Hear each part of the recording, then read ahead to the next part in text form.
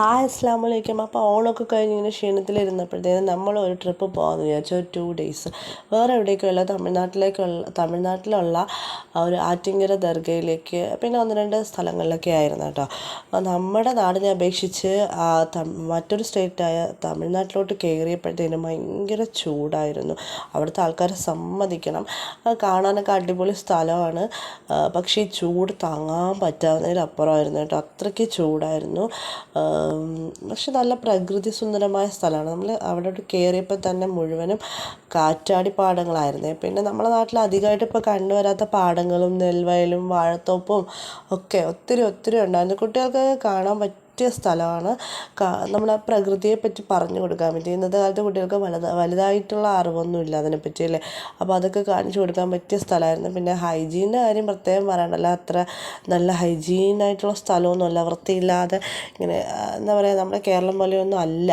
നമ്മളിപ്പോൾ ഒരു നീണ്ട യാത്രയായിരുന്നു. ഒത്തിരി സമയം, ഒരു 4-5 മണിക്കൂർ കണ്ടിന്യൂസ് ആയിട്ടുള്ള യാത്രയായിരുന്നു. ഇടയ്ക്ക് റെസ്റ്റ് എടുത്തൊക്കെ തന്നെയാണ് നമ്മൾ വന്നത്. ഇതാണ് ആറ്റിങ്ങൽ പള്ളി. ഒത്തിരി പ്രാവശ്യം വന്നിട്ടുണ്ട്. ഇപ്പോൾ കുറേ നാളുകൾക്ക് ശേഷമാണ് വന്നത്. ഭയങ്കര തിരക്കായിരുന്നു. എപ്പോഴും തിരക്കുള്ള ഒരു സ്ഥലമാണ്. ഇന്ന മതസ്ഥരൊന്നും ഒന്നുമില്ല, പ്രത്യേകിച്ച് എല്ലാ ആൾക്കാരും എത്തുന്ന ഒരു സ്ഥലമാണ്. പിന്നെ നമ്മൾ പള്ളിയിൽ കയറി പ്രാർത്ഥിച്ചു, നമസ്കരിച്ചു. പിന്നെ അതേ പ്രാവിന് തീറ്റ കൊടുക്കുന്ന നേർച്ചയൊക്കെ ഉണ്ടായിരുന്നു. നമ്മൾ ഒരു ദിവസം സ്റ്റേ ചെയ്തിട്ട് പിറ്റേന്നാണ് വന്നത്.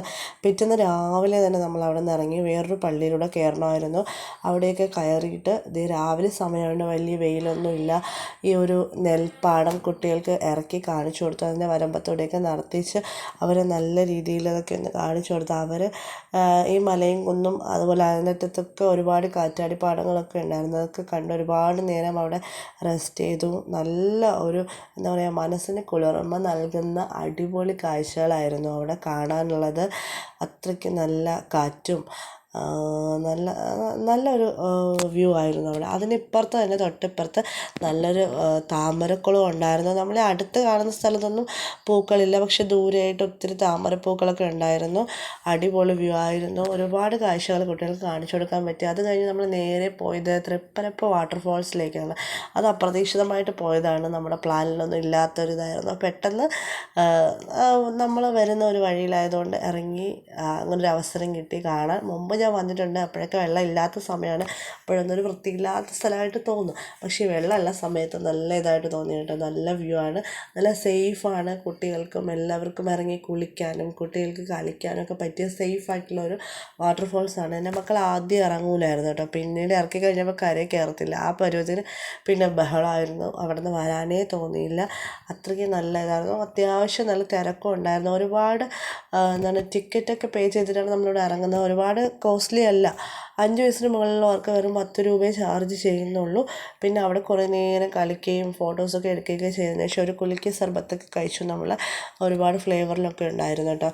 നല്ല സർബത്തായിരുന്നു, വലിയ കുഴപ്പമില്ലാത്ത രീതി, മീഡിയം ലെവൽ നല്ല സർബത്തായിരുന്നു എന്ന് പറയാം.